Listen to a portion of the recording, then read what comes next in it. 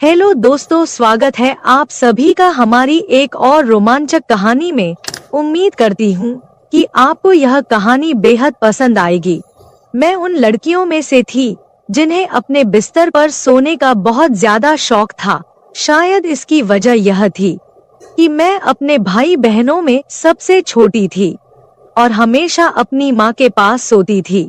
भले ही मैं छोटी थी, लेकिन जब सब सो जाते और कमरे की रोशनी बंद हो जाती, तब भी अगर माँ पापा को बुलाकर अपने पास आने को कहती, तो मेरी आंखें खुल जाती थी।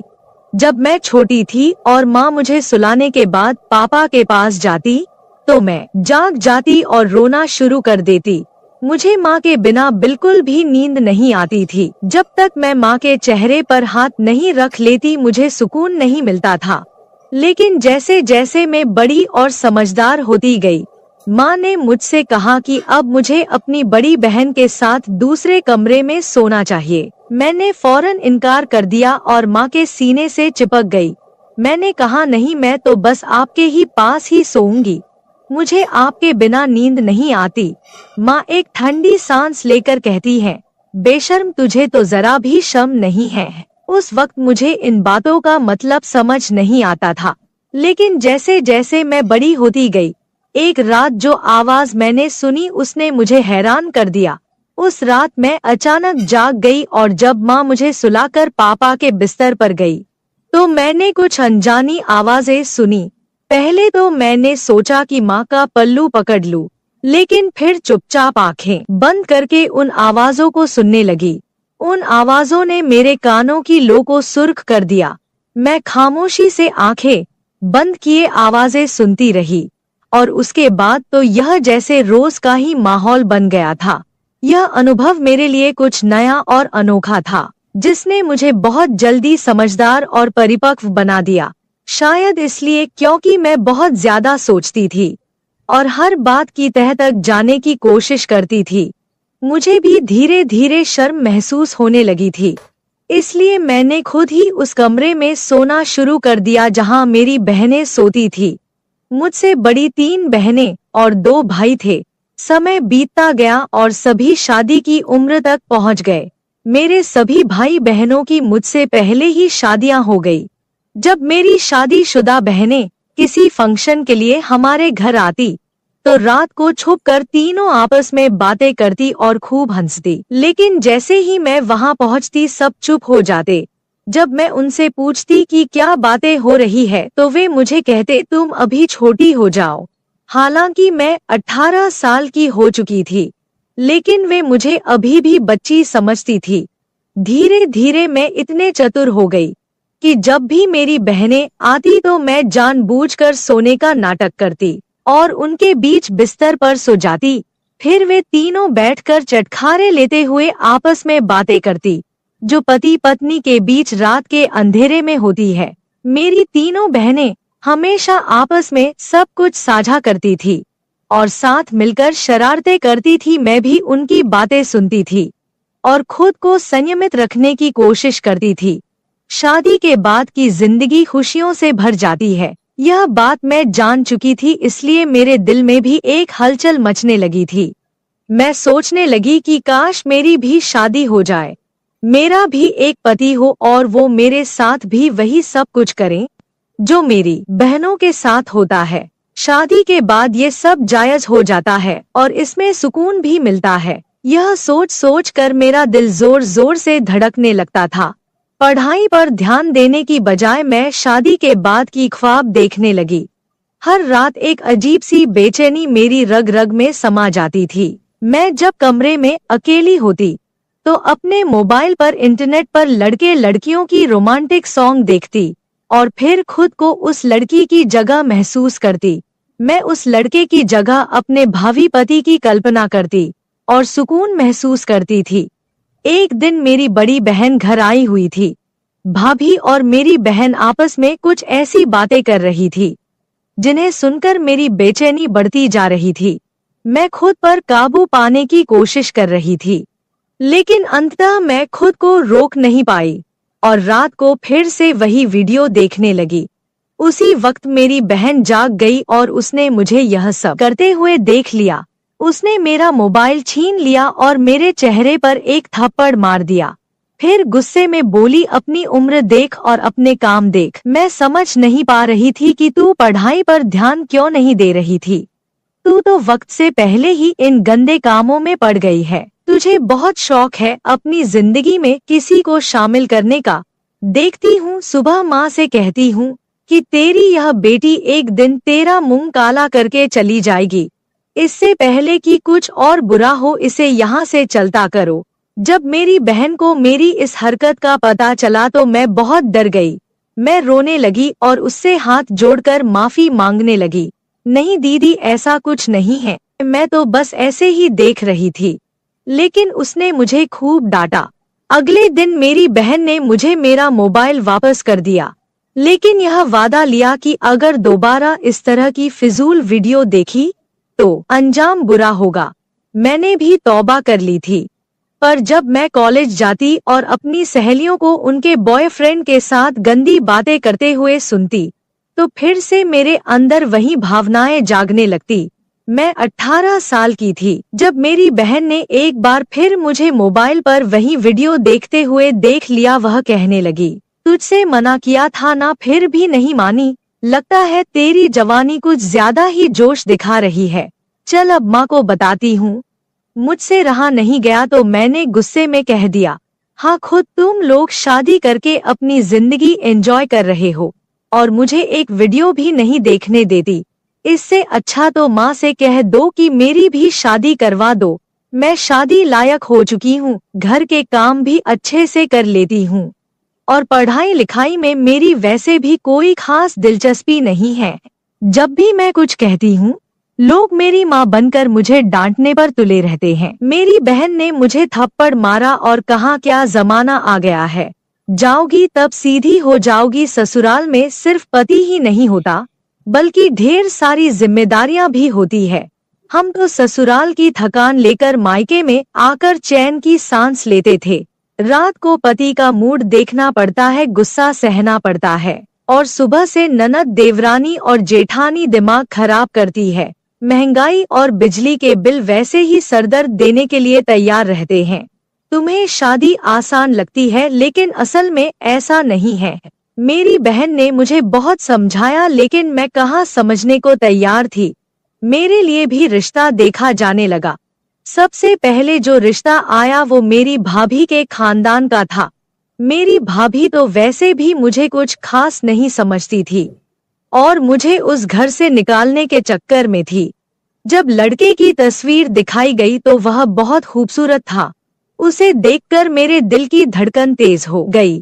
उसके साथ शादी के बाद का ख्याल आते ही मेरे अंदर एक अजीब सी खुशी दौड़ने लगी। हमारे घर वाले सादगी पसंद थे, इसलिए हमारी शादी भी सादगी से होने वाली थी।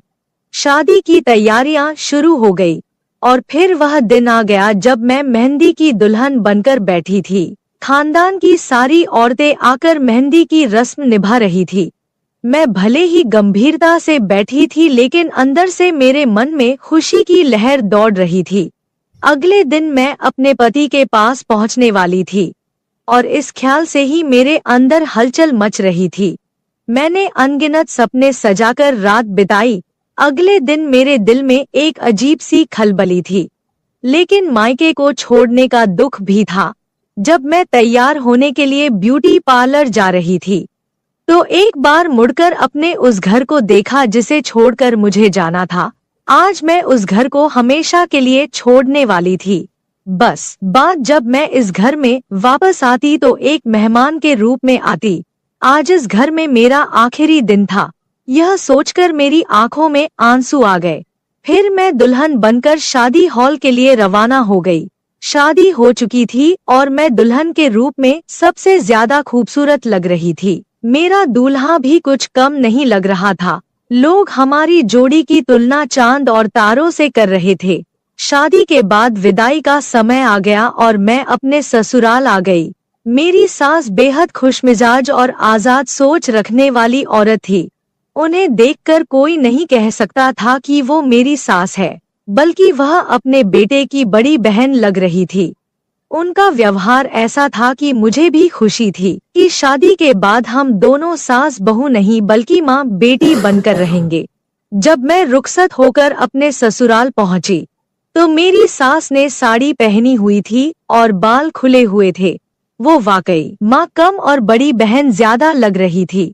उन्होंने ने ही मुझे आकर कमरे में बैठाया। जब मैं बेड पर बैठी तो मेरी सास पास आकर बैठ गई। उन्होंने मेरा दुपट्टा थोड़ा पीछे करके ठीक किया और मेरी तरफ देखकर कहने लगी, तुम्हें देख तो मेरा बेटा पागल हो जाएगा। तुम बहुत खूबसूरत हो और अपने पति को सही तरह से संभाल लोगी। यह सुनकर मैं शर्म से लाल हो गई। मैंने कभी सोचा भी नहीं था कि मेरी सास इस तरह की बातें कर सकती है। मैं मुस्कुराई तो वो कहने लगी, अरे बहू, मुझे बाकी सास जैसा मत समझो, मैं तुम्हारी दोस्त बनकर रहेंगी। तुम मुझसे बिना झिझक कुछ भी शेयर कर सकती हो। उनकी बातें सुनकर मेरा मन हल्का हो गया और मुझे यकीन हो गया कि हमारा रिश्ता सास बहू से बढ़कर दोस्ती का होगा। अगर सुहागरात को लेकर मुझसे कुछ पूछना चाहती हो या कोई मसला है तो बताओ, फिक्र की कोई जरूरत नहीं है। मैं तो पहले ही शर्म से पानी पानी हो चुकी थी। मैंने सोचा था कि मेरे पति बहुत रोमांटिक होंगे और मेरी सारी इच्छाएं पूरी करेंगे, लेकिन मेरी सास ने सोने पर सुहागा कर दिया। मैंने उन्हें मना किया कि ऐसी कोई बात नहीं है, मुझे कुछ नहीं पूछना। फिर भी वो मेरे पास बैठ गई और वहां धीरे से कानों में बताने लगी कि पहली रात को लड़कों को कैसे खुश किया जाता है। मैं अपने चेहरे पर हया की लाली से जाए उनकी बातें सुनती रही। कुछ देर बाद जब सासू माँ कमरे से बाहर गई तो मैंने बाहर से आवाज सुनी। सास अपने बेटे से कह रही थी, बेटा, मेरी बहू को ज्यादा तंग मत करना। अगर मुझे सुबह शिकायत मिली तो मैं अपनी बहू को 1 महीने तक अपने पास बुला लूंगी। इस पर मेरे पति चुप थे। जब वे कमरे में आए तो मैं फौरन सिर झुकाकर बैठ गई। मेरे पति मेरे सामने आकर बैठे और जैसे ही उन्होंने मेरा घूंघट उठाया तो मेरे हुस्न की तारीफें करने लगे। उनकी तारीफ सुनकर मैं शर्म से मुस्कुराती रही। फिर उन्होंने मेरा हाथ पकड़कर सोने की अंगूठी मेरी उंगली में पहना दी और हाथ सहलाने लगे। मेरे भी जज्बात बेकाबू होने लगे। आखिर वो रात आ ही गई थी जिसका मैं कब से इंतजार कर रही थी। शायद ही कोई लड़की मुझसे ज्यादा सुहागरात के लिए बेताब हुई होगी। लेकिन जैसे ही मेरे पति मेरे करीब आए, उनके फोन पर एक कॉल आ गई। ये कौन था जो हमारी रात में खलल डाल रहा था? मेरे पति उस कॉल को देखकर गंभीर हो गए। वो फोन कान से लगाकर बालकनी में चले गए और काफी देर तक बातें करते रहे। मुझे समझ नहीं आ रहा था कि वह किससे बात कर रहे हैं। मेरे मन में अजीब अजीब ख्याल आने लगे। मैं उठकर उनके पीछे गई, लेकिन तब तक वे फोन बंद कर चुके थे। मेरा पति काफी परेशान नजर आ रहा था। मैंने पूछा, क्या हुआ, सब ठीक तो है ना? उन्होंने कहा, बॉस ने मुझे एजेंट के तौर पर दिल्ली जाने को कहा है। सुबह सवेरे एक बहुत जरूरी मीटिंग थी जिसके सारे दस्तावेज मेरे पास थे। यह प्रोजेक्ट भी मैंने ही तैयार किया था। वैसे तो यह मीटिंग 1 हफ्ते बाद होने वाली थी, लेकिन जिस स्तर के साथ मीटिंग थी, उन्हें रात में ही हर हाल में मुंबई पहुंचना था। इसलिए मुझे दिल्ली के लिए निकलना पड़ेगा ताकि सुबह की मीटिंग में समय पर पहुंच सकूं। मेरे सारे अरमानों पर जैसे पानी फिर चुका था। फिर सभी जाग चुके थे। सास तो पहले से ही तैयार थी और ससुर ने भी ढीला ढाला सा लिबास पहन रखा था। वैसे यह मानने वाली बात थी कि दोनों अपने जवान बेटे के माता पिता होने के बावजूद खुद भी बिल्कुल जवान लगते थे। मेरी सास जो न जाने सुबह शाम सुर्ख गुलाब खाती थी, उनके चेहरे की चमक देखकर मुझे लगता था कि मानो वो किसी रानी के समान हो।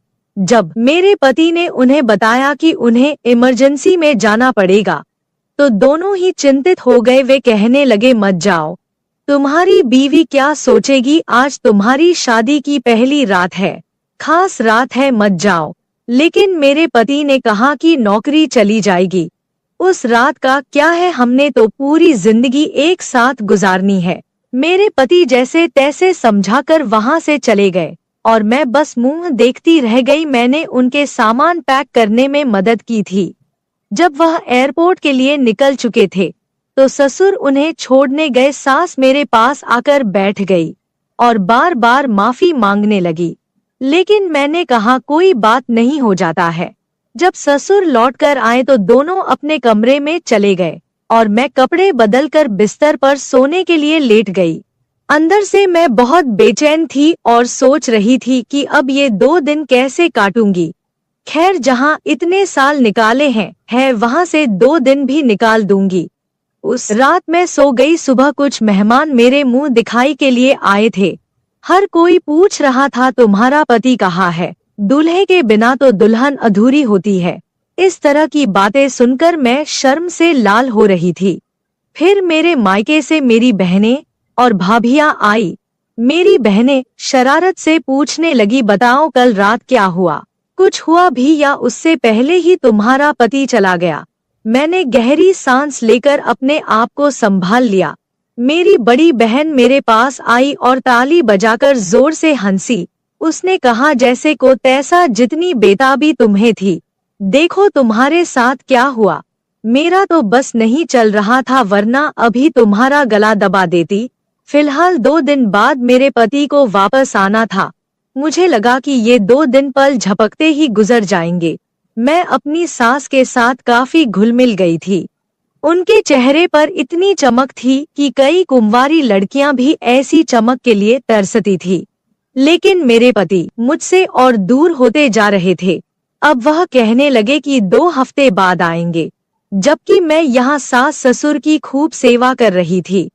उस दिन जब मेरी सास ने हमारे लिए चाय बनाई और लिविंग रूम में लाई तो मैं उनके पास ही बैठ गई। मैंने उनके चेहरे की ओर देखा और कहा, अरे मम्मी जी, आप ऐसा क्या खाती है? आपको देखकर बिल्कुल भी नहीं लगता कि आप एक जवान बेटे की माँ हैं। इतनी चमक तो आजकल की कुंवारी लड़कियों में भी नहीं होती। मेरी बात सुनकर सास हंसते हुए बोली, अरे पगली, तेरे ससुर मुझसे इतनी मोहब्बत करते हैं। इस उम्र में भी पूरी रात मुझे सुकून और खुशी देते हैं। जब और औरतें इन चीजों के लिए तरसती है, मेरे पास वो सब कुछ है, फिर क्यों न मैं किसी जवान लड़की की तरह चमकती रहूं। सास की बात सुनकर मैं शर्म से लाल हो गई। उस रात मैं बेचैन होकर सोने की कोशिश करती रही, लेकिन आधी रात को बेचैनी इतनी बढ़ गई कि पसीने से भीग गई और गला सूख गया। मैंने देखा कि पानी का गिलास खाली था, इसलिए मैं किचन की ओर चल पड़ी। लेकिन तभी मुझे सास ससुर के कमरे से अजीब आवाजें सुनाई देने लगी। ये आवाजें सुनकर मैं खुद को रोक नहीं पाई और उनके कमरे की तरफ बढ़ गई। बिना सोचे समझे दरवाजे के पास कान लगाकर बातें सुनने लगी। जो आवाजें मैंने सुनी उसने मुझे शर्म से पानी पानी कर दिया। ये लोग बुजुर्ग हो चुके थे, लेकिन इस उम्र में भी ये सब कर रहे थे। मेरी सास उनसे कह रही थी, मेरी उम्र का लिहाज कर लो, घर में जवान बहू है। लेकिन जो जवाब मेरे ससुर ने दिया उसे सुनकर मेरे पैरों तले जमीन ही खिसक गई। मैं बिना पानी पिए ही वापस कमरे में जा चुकी थी। काफी देर तक सोचती रही कि क्या जो मैंने सुना वो सच था या मेरी गलतफहमी थी। मेरा ससुर अपनी बीवी से कह रहा था, अरे तो क्या हो गया, वो कौन सी दूध पीती बच्ची है, वो भी तो हमारे बेटे के साथ यह सब करने के लिए ही आई है। यह अलग बात है कि बेचारी अब तक ठंडी पड़ी है। यह सुनकर मेरे होश उड़ गए थे। मैं कभी सोच भी नहीं सकती थी कि एक ससुर अपनी बहू को लेकर इस तरह की बातें कर सकता है। सुबह जब सास ससुर कमरे से बाहर आए तो मैं उनसे नजरें मिलाने की हिम्मत नहीं कर पा रही थी। मुझे ससुर से अजीब सा डर महसूस हो रहा था, क्योंकि अब मैं उनकी नजरों का इशारा समझ चुकी थी। वो मुझे सर से पैर तक अजीब निगाहों से घूर रहे थे। जब मैंने पति से बात करने की कोशिश की तो उन्होंने यही कहा, मैं बिजी हूँ, बहुत काम है, वापस आने में समय लगेगा।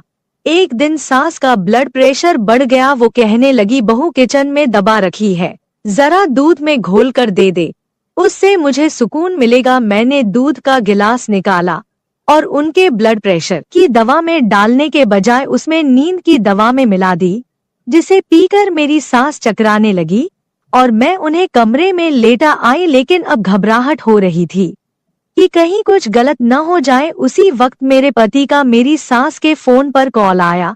उन्होंने कभी मुझे कॉल नहीं किया था। मैंने फोन उठाया और जैसे ही कान से लगाया, पति ने कहा, सुनो, अपनी बहू को बता दो कि मैं अब वापस नहीं आने वाला। मैंने यहाँ किसी और लड़की से चक्कर चला लिया है और वह मेरे बच्चे की माँ बनने वाली है। सुहागरात को भी उसी ने मुझे फोन करके दिल्ली बुलाया था। वह अमीर बाप की बेटी है और कह रही है कि अगर मैंने उससे शादी नहीं की तो मुझ पर केस कर देगी। यहाँ की पुलिस तो आप जानते हैं कितनी सख्त है।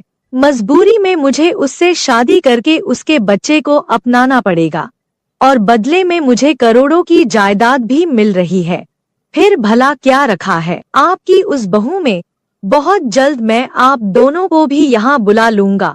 सुकून की जिंदगी गुजारेंगे, बस किसी तरह इस नालायक बहू से पीछा छुड़ा लें। यह सुनते ही मेरे पैरों तले जमीन खिसक गई। सारे सपने मिट्टी में मिल चुके थे। मैं अपनी सास को उस हालत में छोड़कर घर लौट आई। रो रो कर मैंने अपने माता पिता और भाइयों को सब कुछ बताया। वे तुरंत मेरे ससुराल पहुँचे और जमकर बहस हुई। मेरे सास ससुर ने यहाँ तक कह दिया कि एक बार जायदाद हमारे बेटे के नाम हो जाए, फिर हम उसे भी छोड़ देंगे और रिया ही हमारी बहू रहेगी। लेकिन मेरे पिता ने साफ मना कर दिया। कुछ सालों बाद अदालत में केस चला और मेरा अपने पति से तलाक हो गया। कम उम्र में ही मैंने ये सब झेला। मेरी बहन सही कहती थी कि शादी के बाद बहुत कुछ ऐसा होता है जो एक लड़की की जिंदगी को पूरी तरह बदल देता है। जो मैं कभी हंसमुख, चुलबुली और भावुक हुआ करती थी, अब खामोश रहने लगी थी। अब मेरी उम्र 25 साल हो चुकी है। मेरे लिए कई रिश्ते आते हैं, लेकिन मर्दों पर से मेरा भरोसा पूरी तरह से उठ गया है। शादी का नाम सुनते ही मेरा दिल डर से कांप उठता है। आपको क्या लगता है, क्या मुझे शादी कर लेनी चाहिए या सभी मर्द ऐसे नहीं होते हैं? अगर मुझे फिर से धोखा मिला तो? दोस्तों, यह थी मेरी कहानी। दोस्तों, मैं आप लोगों को दिल से धन्यवाद करती हूँ।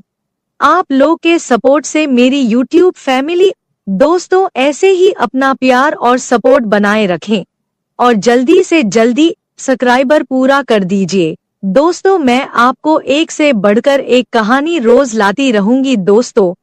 पर दोस्तों, अभी भी जो लोग चैनल को सब्सक्राइब नहीं किए हो, जल्दी से कर दीजिए और वीडियो को लाइक करके मेरा सपोर्ट कर दीजिए।